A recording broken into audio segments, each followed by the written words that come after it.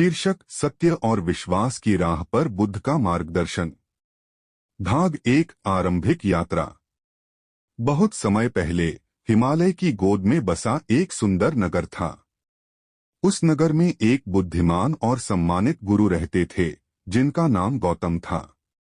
लोग उन्हें बुद्ध कहते थे। वह अपने ज्ञान और करुणा के लिए पूरे नगर में प्रसिद्ध थे। उनके पास दूर दूर से लोग आते थे अपने प्रश्नों और चिंताओं का समाधान पाने के लिए। एक दिन एक युवक जिसका नाम आनंद था बुद्ध के पास आया। आनंद के चेहरे पर चिंता और उदासी स्पष्ट थी। उसने बुद्ध से कहा, गुरुजी, मुझे विश्वास नहीं हो रहा कि मेरे अपने ही लोग मुझसे झूठ बोलते हैं। मैं किस पर भरोसा करूं? क्या कोई भी सच में अपना नहीं होता? बुद्ध ने उसे ध्यान से सुना और कुछ क्षणों के लिए मौन रहे। फिर उन्होंने कहा, आनंद, हर चीज का अपना समय और स्थान होता है। सत्य और विश्वास की खोज एक कठिन यात्रा है। चलो मैं तुम्हें एक कहानी सुनाता हूँ। भाग 2 महाराज और साधु की कथा। एक समय की बात है, एक राज्य था जिसका राजा धर्मराज था। धर्मराज बहुत ही न्यायप्रिय और धर्मनिष्ठ राजा थे। वह हमेशा अपने प्रजा की भलाई के लिए काम करते थे और अपने राज्य को सुखी और समृद्ध बनाने की कोशिश करते थे। एक दिन धर्मराज को एक साधु का संदेश मिला। साधु ने राजा को अपने आश्रम में आमंत्रित किया था। धर्मराज ने अपने मंत्रियों से सलाह ली और साधु से मिलने के लिए निकल पड़े। जब वह आश्रम पहुंचे तो साधु ने उन्हें सम्मानपूर्वक स्वागत किया और उन्हें बैठने के लिए कहा। साधु ने कहा, महाराज, आपके राज्य में हर कोई आपके न्याय और करुणा की प्रशंसा करता है। लेकिन मुझे यह बताएं, क्या आपको कभी अपने प्रियजनों से धोखा मिला है? धर्मराज ने सोचा और उत्तर दिया, हाँ, कई बार मुझे मेरे प्रियजनों ने धोखा दिया है, लेकिन मैंने उन्हें क्षमा किया और आगे बढ़ा।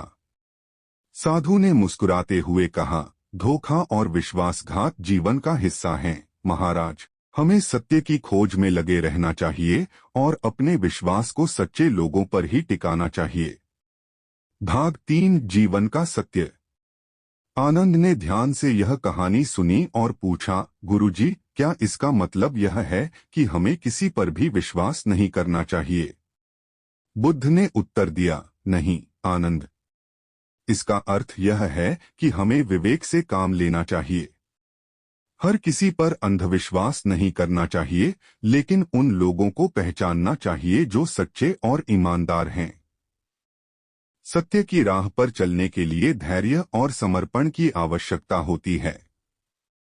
आनंद ने धीरे धीरे समझना शुरू किया। उसने महसूस किया कि जीवन में सत्य और विश्वास की खोज एक लंबी यात्रा है, जिसमें धैर्य, करुणा और विवेक का महत्व होता है। भाग 4 अंतिम संदेश। बुद्ध ने अंत में कहा, आनंद, याद रखो कि सत्य की राह कठिन हो सकती है, लेकिन यह हमेशा हमें हमारे उद्देश्य और आत्मिक शांति की ओर ले जाती है। हमें अपने अनुभवों से सीखना चाहिए और अपने हृदय को सत्य और करुणा से भरना चाहिए। आनंद ने बुद्ध का धन्यवाद किया और एक नया दृष्टिकोण लेकर अपने जीवन की यात्रा पर आगे बढ़ा।